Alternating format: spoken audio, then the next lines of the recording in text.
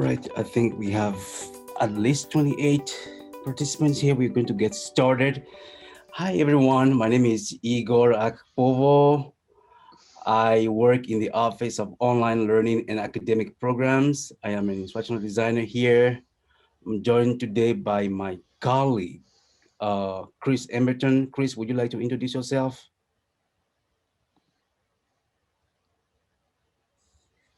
Chris? Sorry, my mic was off. Hi, I'm Oh, Chris Emberton, faculty consultant, also with online learning and academic programs. Good to see everybody. thank you, Chris. And I'm going to ask our session leaders today to introduce themselves, if you don't mind. My name is Craig Howard. I am the session leader, right? Yes, you are. Okay.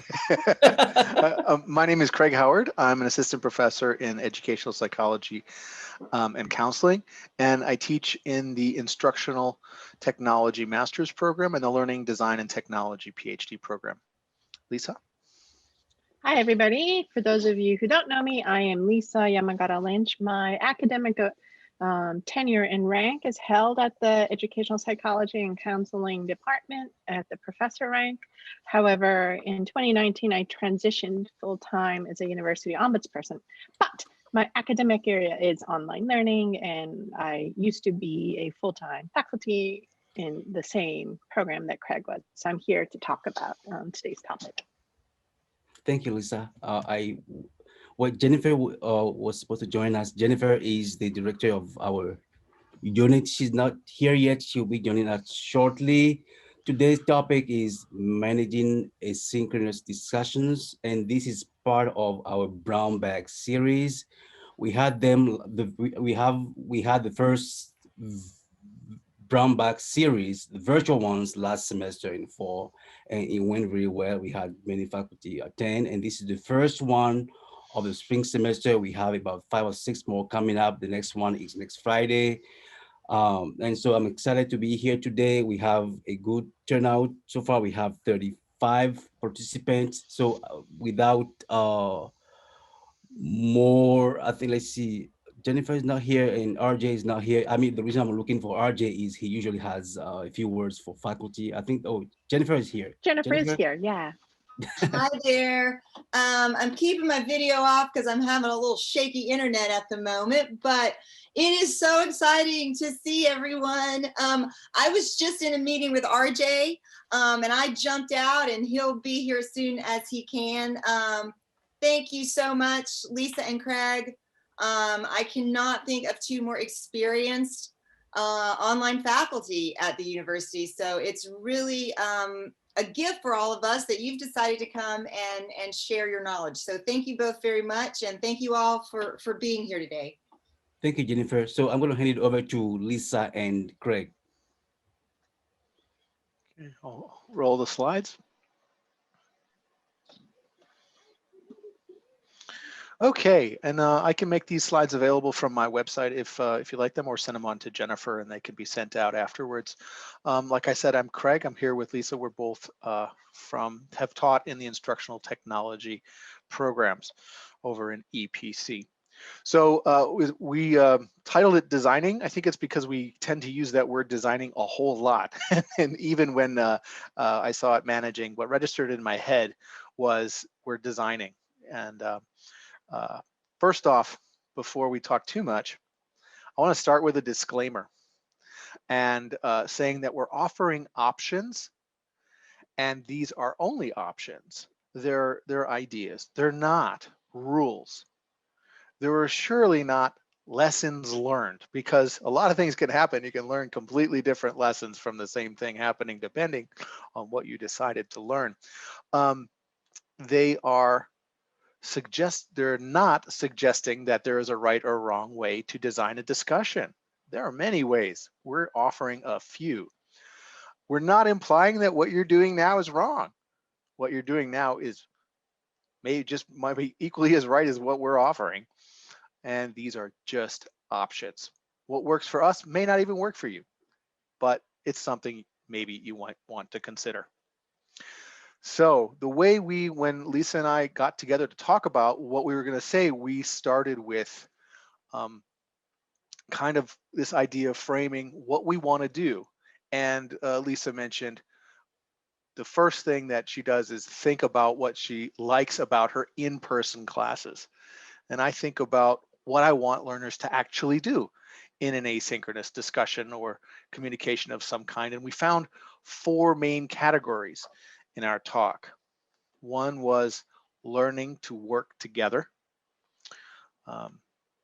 Another one was we're asking learners to engage and build on each other's work. So it has to have that strong collaboration component. Another one is that we like our learners to create shared conventions of asynchronous communication. When they know what the rules are, things get better.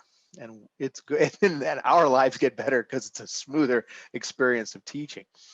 And lastly, in the 4th category, there are things other than text, and there are a lot of options. So we like to explore discussions in non-text media. So those are the 4 main areas that we'll talk about today. And I'll let Lisa start talking about learning to work together. So this is something that I learned the hard way initially, that the big open space in a discussion forum or a learning management system, whatever it is, a big open space lacks what we take for granted in the classroom.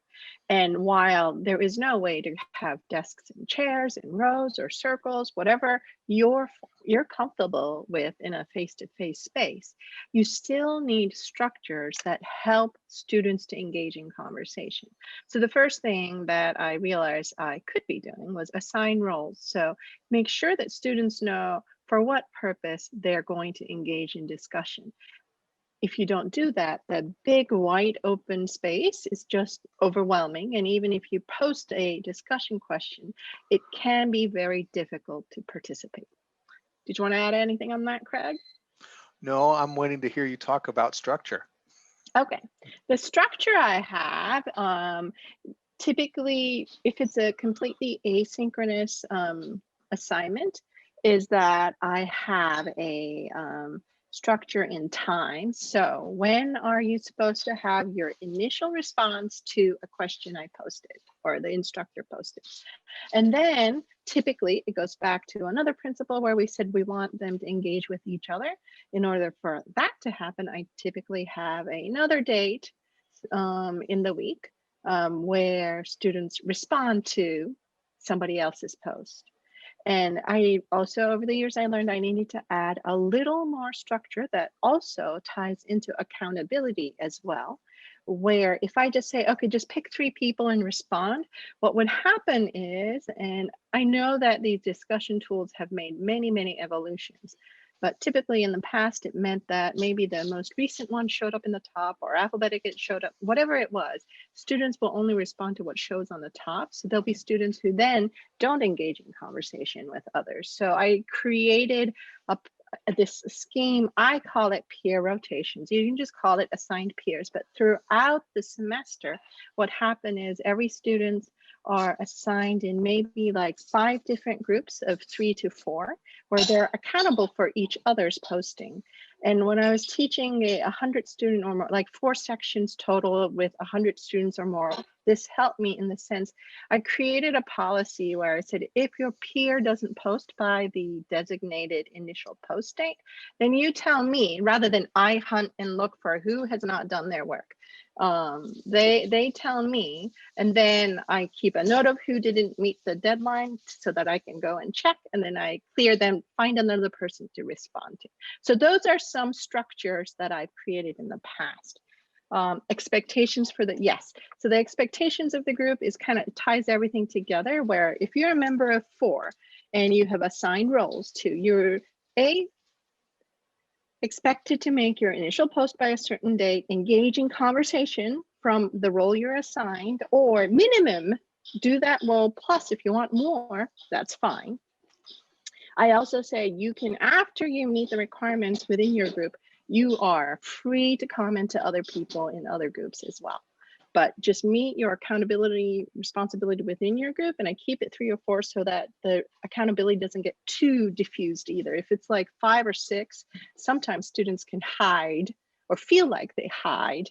Well, if nobody would notice if I didn't contribute. So those are some of the structural components that I have created in the past in online asynchronous discussion. And building on that kind of structure, we don't have to impose it. I've explored ways of letting learners devise the accountability and devise the expectations themselves. If I simply set forward the goal and ask my learners to, okay, divide this work evenly and accomplish this goal as a group. One of these activities is in one of my courses, I actually do it in a couple different courses, is a collaborative matrix activity where I give students the outer circle of the matrix and say, divide this in whatever way you want. Learn to, you know, work it through whatever systems you want as far as your own strategies. But once you complete the matrix as a group, everyone gets full credit. And I've found that, you know, there's always that potential for, oh, this person's going to loaf, you know, but I have not actually found that to be true. And when learners set the accountability for each other, what I found is not only do they live up to that, but they're also tolerant of others who have problems hitting those accountability targets, you know, because they ask each other, look, I didn't have time, I apologize, and they'll come forward with that. And this creates a lot of ownership to their work. And I have not had a problem with the matrix activity, and they've always managed to get to the end. So I think they that's become sympathetic to life circumstances too, and yeah. help each other. That not about the circumstance itself. It's like, okay, I'll cover this part, or they'll come to an agreement. Okay, it's okay if you did only 10% of the work compared to others, but we're going to agree that it's okay, and we make it okay, kind of like. Okay, so that's the category learning to work together. More common are this idea of engaging and building. When we look at teachers setting tasks for critical discussions or higher order thinking discussions, often what we think they're talking about are engaging and building on each other's work. One tactic that I use to try and create this culture of engaging and building is extracting insightful posts from students and then showing them the following week during class. It shows my presence in the discussion without having me answer a lot of questions or become fully engaged in that. I allow that to be their space, but I also highlight when significant contributions appear in the discussion forum. Then I take these insightful posts, and those can later be integrated into the question prompt to build that discussion even further. That way, the next version of the course takes that discussion even one step further. So it's honestly, it's more interesting for me to read. And I think the students, when I tell them this, they recognize that they're building, not simply going through a rudimentary task that the last group went through and had the exact same discussion. That's not what's happening. They're actually building year to year and advancing a topic. So that's one way they can engage and build on each other's work. Lisa? Right. So this is something to think about because this is like even like 20 years ago or even maybe more, 25, when asynchronous discussion became an option in higher education.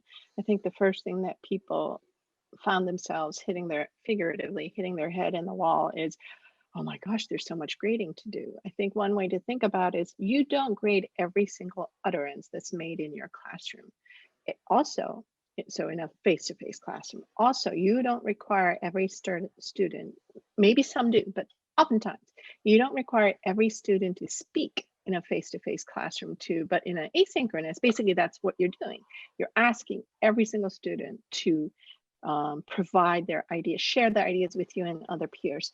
So I think you need to think about, okay, am I going to grade for quality for every single post, which I don't think it's feasible myself. So it can be, I have this blanket participation point where I just know that it's divided by the weeks that's available for the discussions. And then if somebody doesn't participate, then they just don't get those points that week. One thing for quality control, which is hard, and I'm going to say it quickly, is the first week I try to respond. It's to build presence, but I also model quality. So I almost respond to every student if it's a manageable class size. If it's too many, I respond to each group for sure.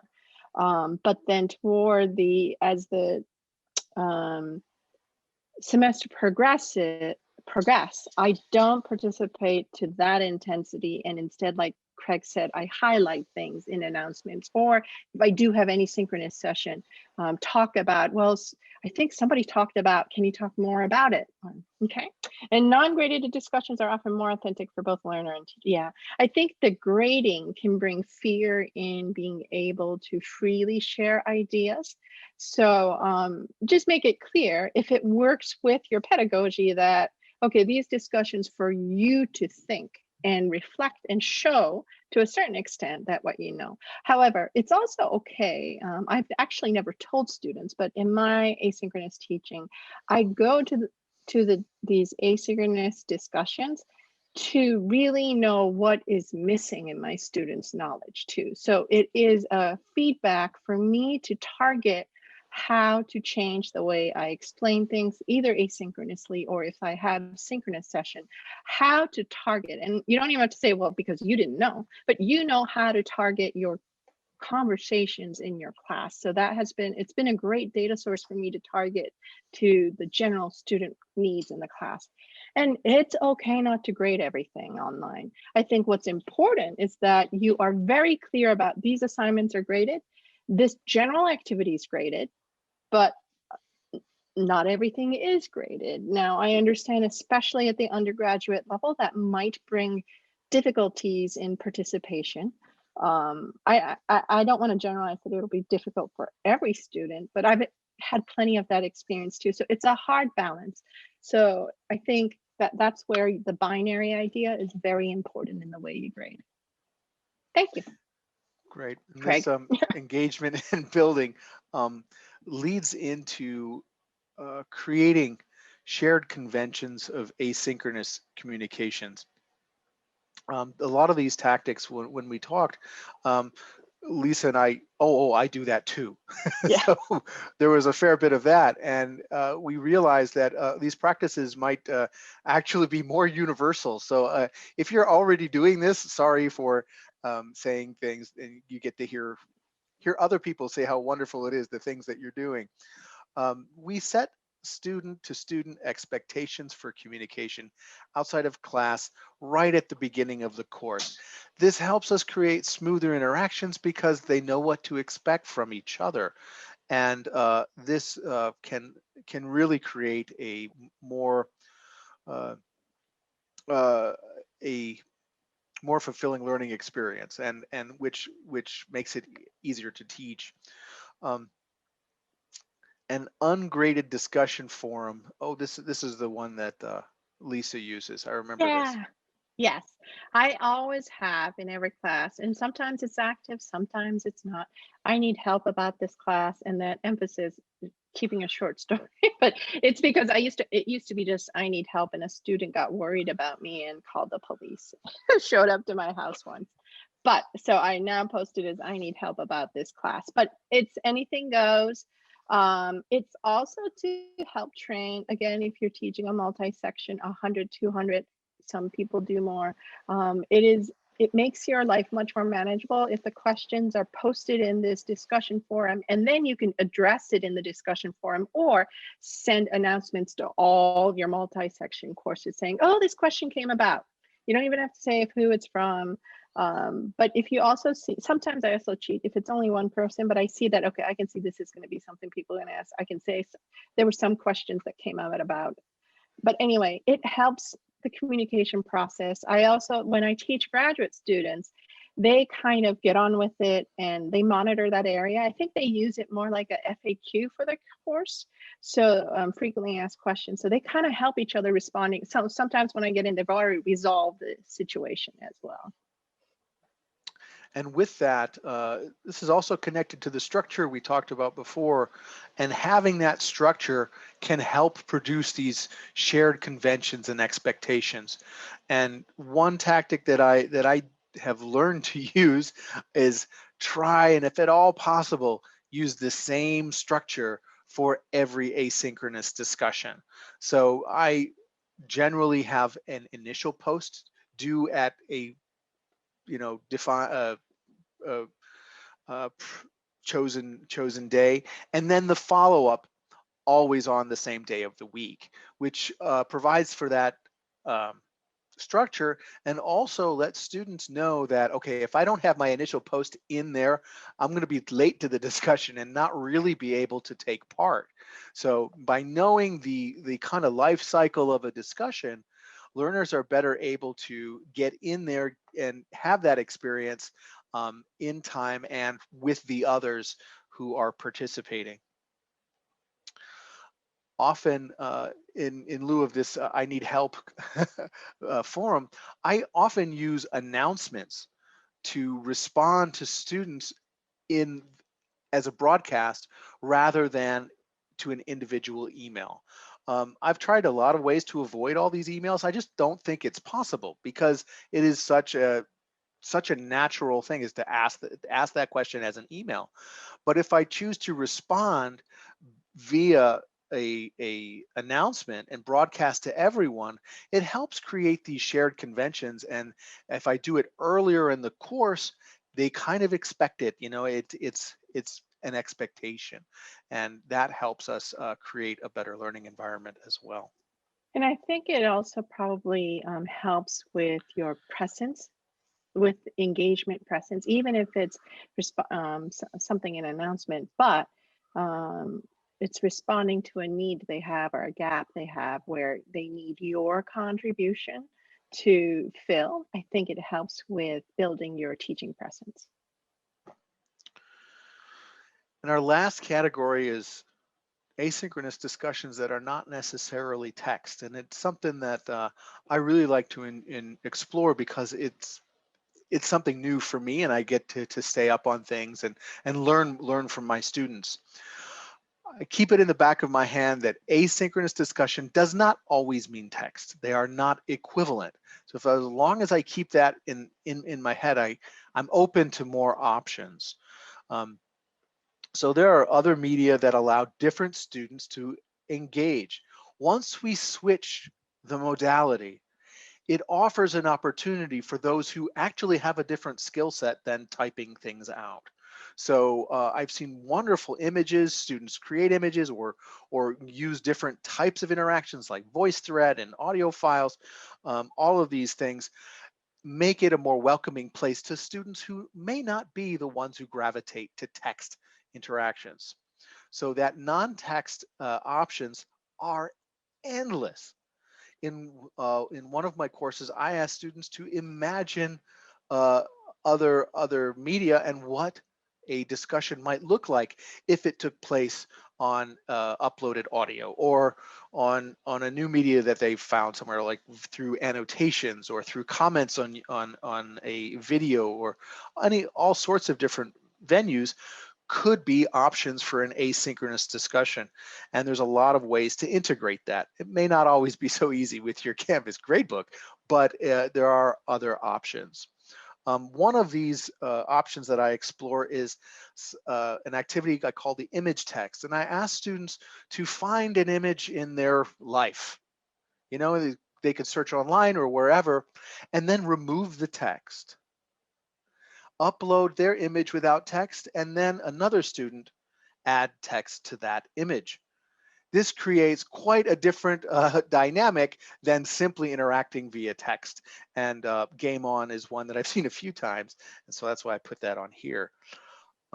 So this non-text discussion can be a great breather from heavy text interactions that really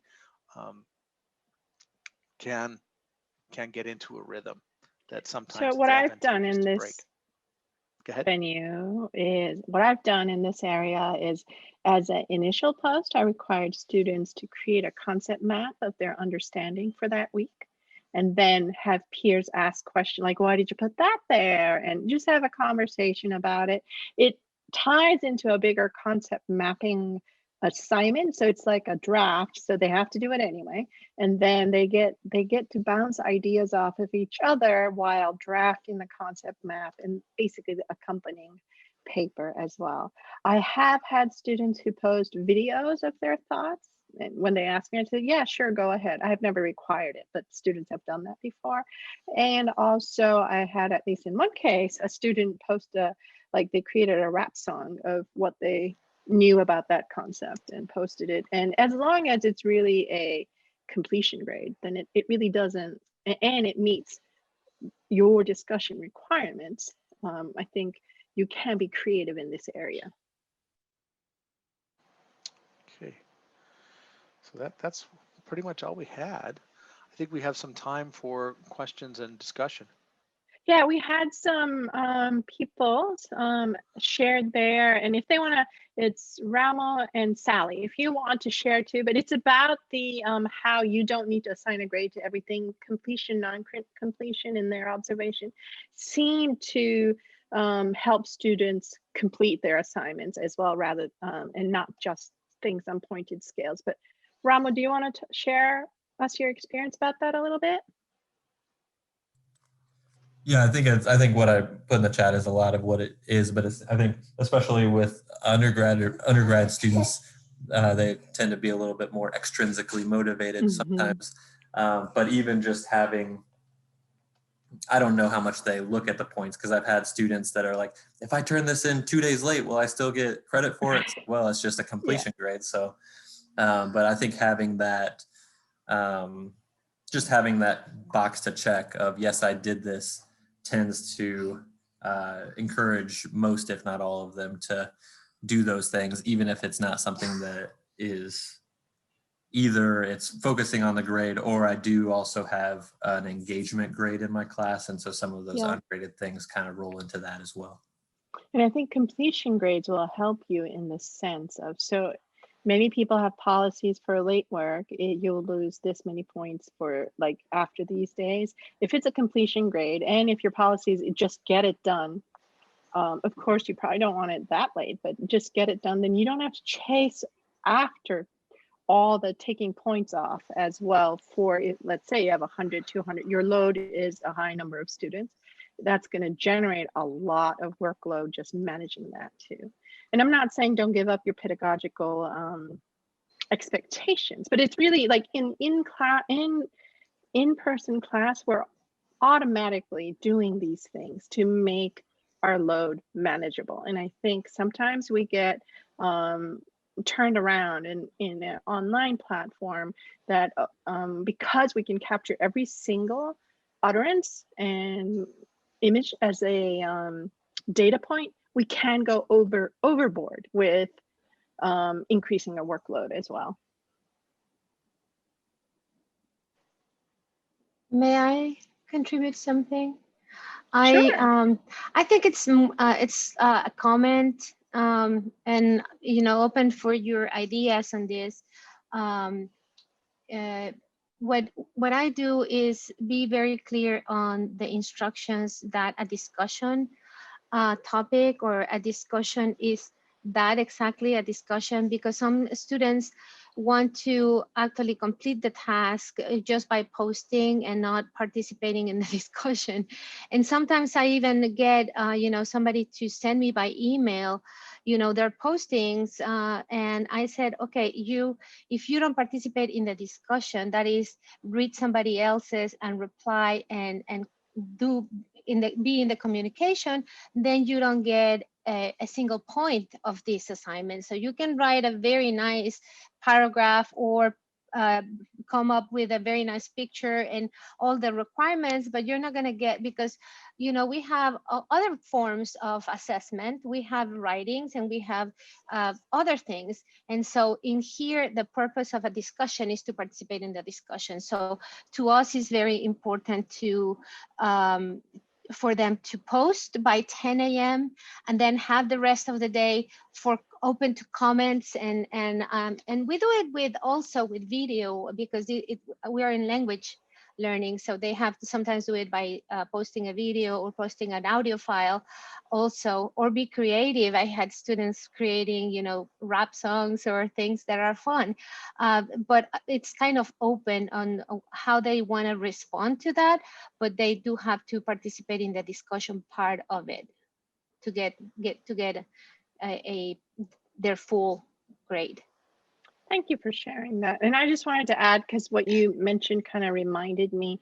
So I've had pleasant surprises where a asynchronous discussion can be more engaging than what I can ever get in a classroom. And I can learn more about each and every student than I would in a face-to-face classroom. Just because in a face-to-face classroom, you just really can't talk with everybody in the assigned time. And I do believe that people who are more extrovertedly oriented does have an advantage in sharing ideas. So I've had students who said that, like, I thought I'd hate this, but it turns out it works, because I am introverted. I would have never shared this much in class, but I also like the fact that I can really be purposeful with the text, the wording, how I'm going to share my ideas with everybody, because I can't do the in the moment, come up with something on the spot. I really want my words to reflect what I'm thinking. I've also heard this from second language, English as a second language learner students too, that the asynchronous discussion, they can be at ease because they don't need to talk and share ideas at a moment's notice. Yeah, participation becomes more democratized across the entire population of the class when you offer these multiple modalities. I thought that's made a big difference in allowing more people to become engaged. Because I found some students are more engaged in the asynchronous discussion than they are in class when we have discussions. So that alternative venue is valuable. And maybe some of them will be sending Rosie their paragraph on email. I have a comment.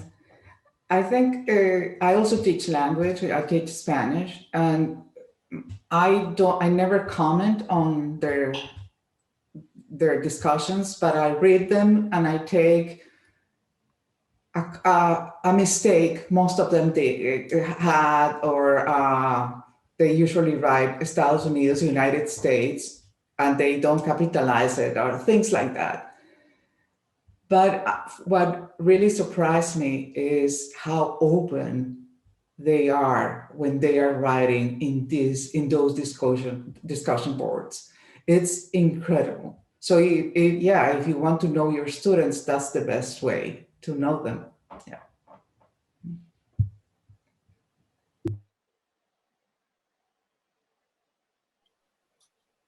Does anybody else? Yeah. Sorry, I was just going to say, I don't know if anybody had mentioned this before, but do you have any suggestions or tips, or does anyone here in the meeting for large enrollment courses, courses that have a lot of students, and how you might manage discussions in those classes? Oh, We talked Megan a little bit does. about this actually in groups. But Megan has a comment Megan. too. Megan? Oh, yeah. Hey, y'all. I'm Megan. I teach Com Studies 201, and we have 175 students in there. And we use asynchronous discussion with each textbook chapter we go through. And I have divided them into groups of 10.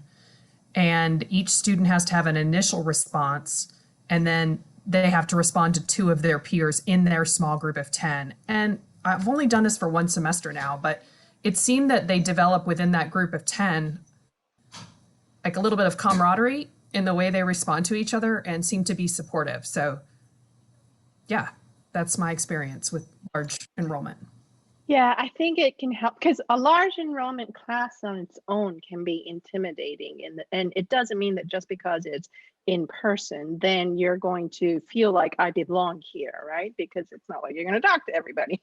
So I think that those groupings can give a sense of a small class within a large class feeling too.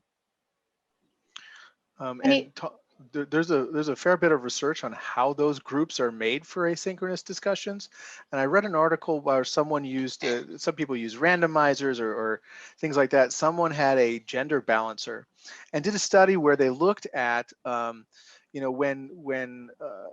according to if a gender balanced discussion, they had three types: all mostly female, mixed, and mostly male, and with zero or only one female, and found that the mixed gender discussions actually had the highest amount of participation. Now, this was not an enormous study, but it is something worth considering when you're making those decisions about how to structure those groups, and to how to get that laid out can be tricky.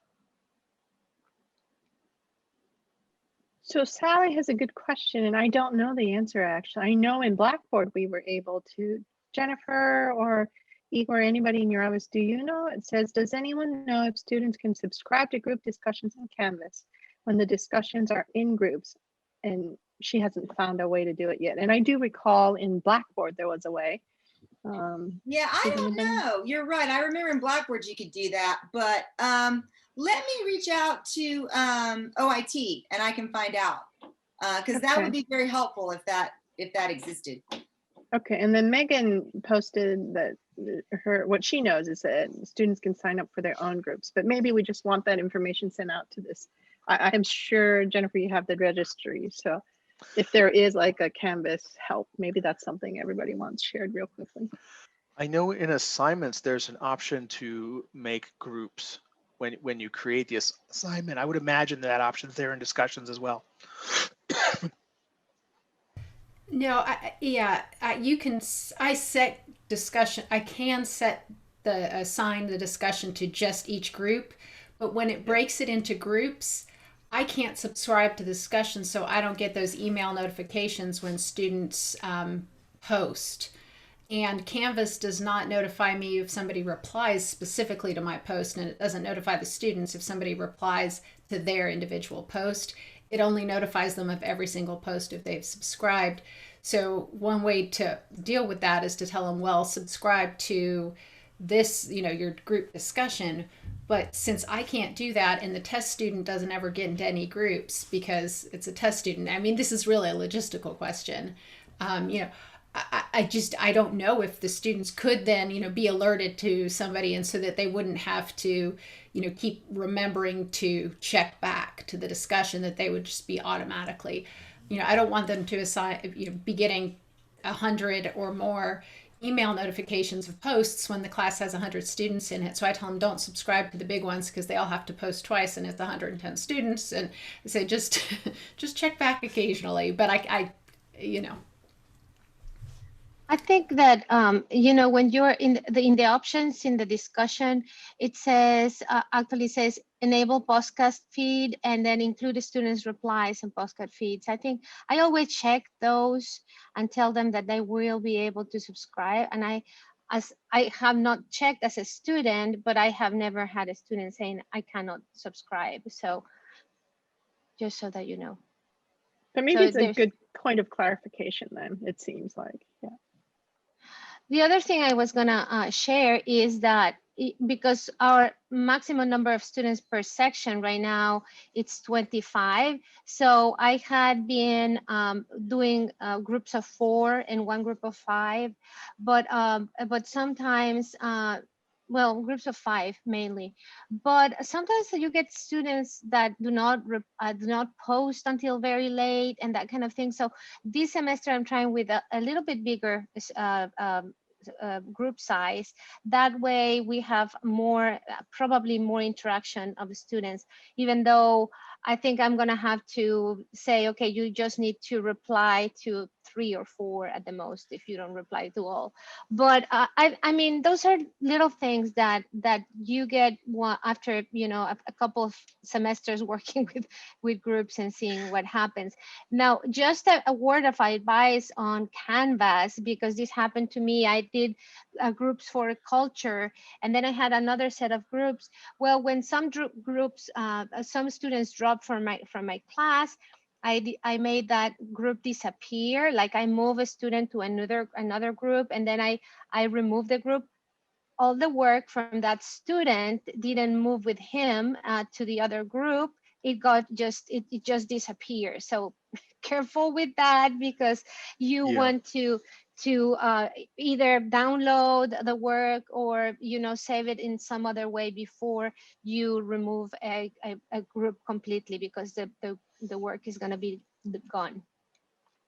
You know, a tactic that I've used to try and deal with some of the issues that you brought up is setting different due dates for different, well, I use the first letter of the last name.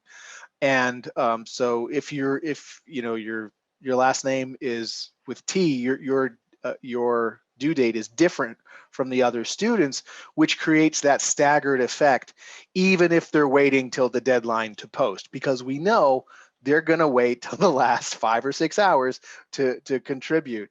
And if those deadlines are different for different, you know, groups within the class, it can create more of a balance, more interaction in the asynchronous discussion. Wonderful idea. What I'm doing with that is all of them. I have top 20 students per section, so I ask them. They have to post on Friday, write their posts, and they have until Monday at 11:59 p.m. to write their comments. And if they haven't posted, they cannot comment. And it has worked well. Almost everybody, there's usually one student that does everything, but they have the due date is Friday, not Monday. So that way, their comment, initial comment is the first thing. That's the due date. So it has helped me a lot. Another, I've noticed that this interaction, this building on each other is what we're trying to accomplish. Another tactic that I've used to increase the amount of interaction is drop a few messages into the beginning of the thread, which gives them, even the first couple students, something to respond to. And what I've done is have almost a word for word post from a student from the previous semester. Last semester, a student said this, and it can give them that opportunity to engage in interaction immediately, because the first post in a thread is kind of intimidating, and it's often kind of bland as well. So creating that, getting the ball rolling really helps. Yeah, so I said earlier, early in the semester, I try to respond to each student or each group, depending on the class size and how many sections I have. But for the rest of the semester, I tend to jump in for groups that are struggling to get kicked off, like Craig said. So not every group, and I don't necessarily announce that, but so far I haven't got complaints of you're paying too much attention to that group, this group, because I think overall I still, either in a synchronous session or a wrap-up week announcement, I still write about, these are the trends I saw across all groups. And sometimes if it's a multi-section course, I do talk about, but here were other trends from other sections I think that would be interested to you too, and kind of show that there's even a bigger community as well.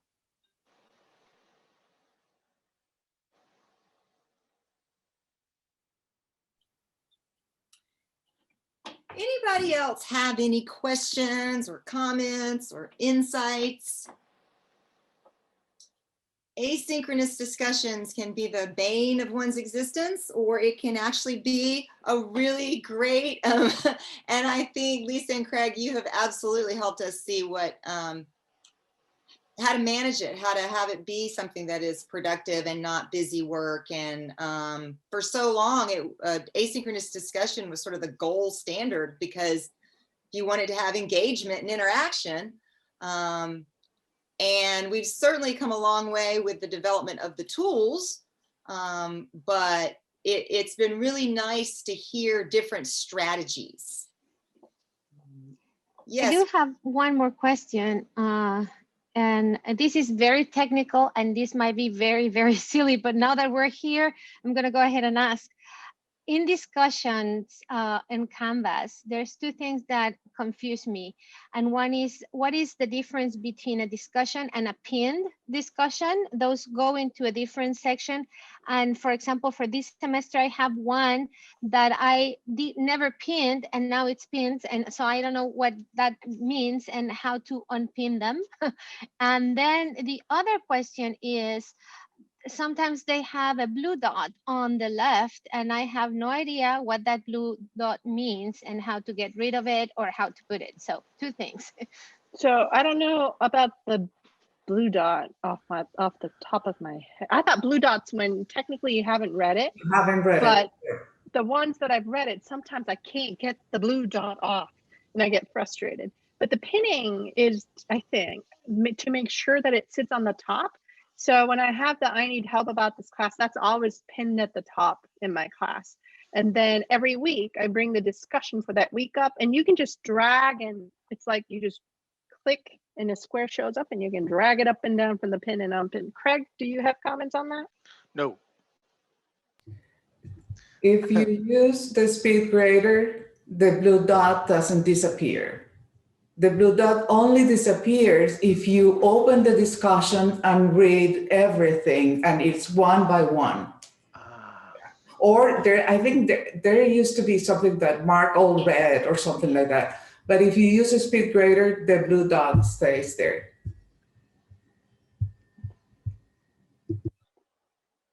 Thank you so much. And it doesn't have to be in the discussion forum.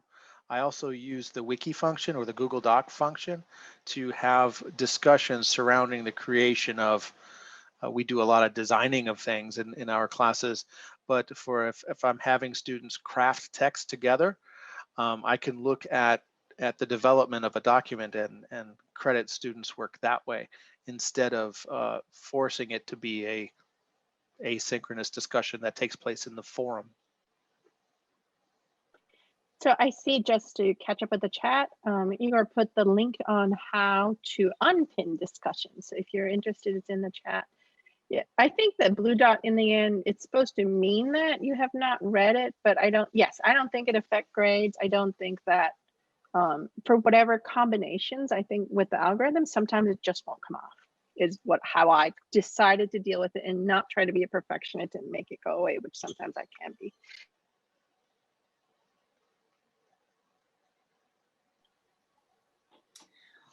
This session has been recorded, and so I will post it, and then I can also send it out to all of you so that you can share it with your colleagues if you would like. Does anybody else have any? I mean, Lisa and Craig, they know so much. Now is the time if you've got a question, although I'm sure they would be happy to answer questions later that may come up. Yes, anytime. Great. This has been really, really helpful. This is such an important tool, and being able to figure out how to use it in a meaningful way, and in a way that also allows all of you to have a life outside of simply looking at and answering questions on a discussion board. Igor, do you have anything you'd like to add? Well, just to thank them for attending today, but and say that next week we have our next session on burnout and when teaching online. So this is a panel discussion, and I encourage you to sign up. And again, if any of you have interest in a specific topic that you think, okay, that's something I have been doing in my class, I want to share with, I want to lead one of these brown bag sessions, feel free to get in touch with me, with Jennifer, for any of us. We'll be glad to meet with you. We're looking for people to lead our fall 2021 brown bag sessions. And I know it's still about a few months away, but we are planning ahead this time. So thank you everyone for coming in. I think RJ is here. RJ, did you want to say anything? Good afternoon, everyone. Happy Big Orange Friday. Thank you all for attending our first spring brown bag. As Igor said, we're going to have an exciting series. Stay tuned through the Online Learning and Academic Programs website. Big shout out to Lisa and Craig for kicking us off this spring. It was super interesting. And although I haven't taught in the classroom since 2010, unfortunately, I took home some tips for if I ever do have the opportunity to manage a large asynchronous discussion. And thanks, Igor, for all the work behind the scenes to get this series going. And thank you everyone in the room for your dedication to our students and to learning in the time of COVID. I think we're starting to see that there's going to be a light at the end of the tunnel, and in the fall, we're going to be more back to normal, but we're still going to have plenty of room for online teaching and learning at this university going forward, because it's a great way for us to expand our presence across the entire state and into the region and around the world. So although I know lots of us really want to be back in the on-ground classroom, we're still going to be teaching online. So let's keep those skills and thinking about how to have high quality online programs at the forefront of our mind. So thanks again. Thank you, So Lisa. much. Thank you, Craig. Thank you. Thank you, everybody. Have a nice Bye. weekend.